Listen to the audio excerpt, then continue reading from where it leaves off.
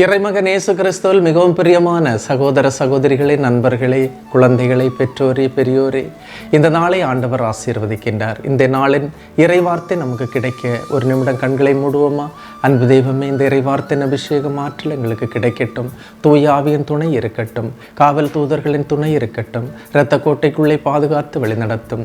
எங்களையும் எங்கள் குடும்பத்தையும் ஆண்டவரை ஒவ்வொருவரையும் இந்த நாளில் உம்முடைய பாதத்திலே தருகின்றோம். ஆசீர்வதியும், அருள் வழி நடத்தும். அன்புமிக்கவர்களே, இன்றைய நாளிலே நாம் தியானிப்பதற்காக எடுத்துக்கொண்ட இறைவார்த்தை தொடக்க நூல் 15ஆம் அதிகாரம் 1 முதல் 5 வரை உள்ள இறைவார்த்தைகள். ஆண்டவரின் வாக்கு ஆபிராமுக்கு ஒரு காட்சி வழியாக வந்து அறிவித்து, ஆபிராம் அஞ்சாதே, நான் உனக்கு கேடயமாக இருப்பேன், உனக்கு பெரும் கைமாறு கிடைக்கும். இறை வார்த்தையின் மூலமாக கடவுள் ஆபிரகாமை ஆசீர்வதிக்கின்ற பகுதிதான் இது. முதலில் கடவுள் ஆபிரகாமுக்கு தனது வாக்குகளை கேட்க வழிவகுத்தார். இன்றும் கடவுள் தனது இறைவார்த்தையின் மூலமாக மக்களை ஆசீர்வதிக்கின்றார். இறை வார்த்தையை நம்பிக்கையோடு கேட்டு அதை இதயத்தில் வைத்து வாழ்கின்றவர்களுக்கு எந்த நன்மையும் குறைவிடாது. அவர்களுடைய வாழ்க்கையில் என்ன தேவையோ அவை அனைத்தும் அருளப்படும்.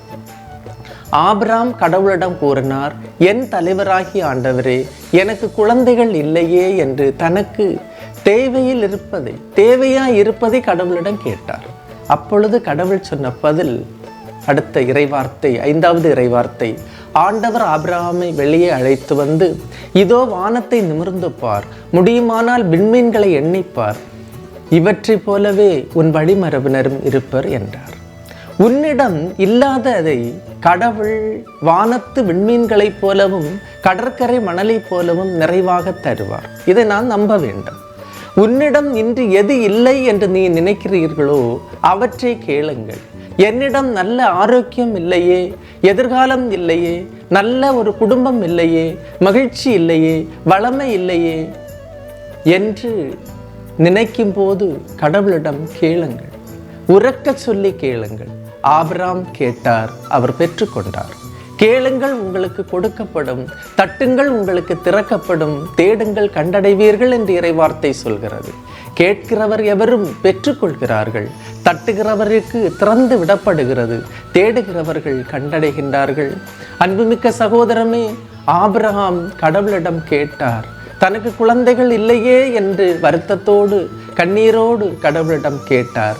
அதே கடவுள் அவருக்கு நீதியாக கருதினார், அவரை ஆசீர்வதித்தார். எண்ணற்ற மக்களினங்களுக்கு அவர் தந்தையானார். அதனால் தான் இன்று வரலாற்றிலே ஆபிரகாம் கடவுள் மக்களின் தந்தையாக இருக்கின்றார். அவரிடமிருந்துதான் அந்த மரபு வழி வருகின்றது. எனவே இந்த நாளிலே இந்த இறைவார்த்தையின் அபிஷேகம் நமக்கு கிடைக்க ஜெபிப்போம். ஆண்டவர் நம்முடைய ஜெபத்தை கேட்பார், நம்முடைய வேண்டுதலை கேட்பார். நாம் என்னவென்று அவரிடம் மன்றாடும் போது கண்டிப்பாக அவர் மன்றாட்டை கேட்டு நமக்கு அருளுவார்.